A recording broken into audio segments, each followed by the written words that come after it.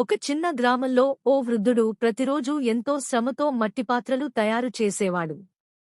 కాని ఎవ్వరూ కొనకపోవడంతో అతనికి సాగడం చాలా కష్టమయ్యేది. ప్రతిరోజూ ఆశతో మార్కెట్కి వెళ్లి నిరాశతో తిరిగి ఇంటికి వచ్చేవాడు.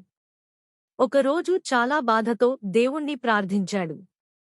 నేను శ్రమ చేస్తున్నాను, కాని అమ్ముడవడం లేదు.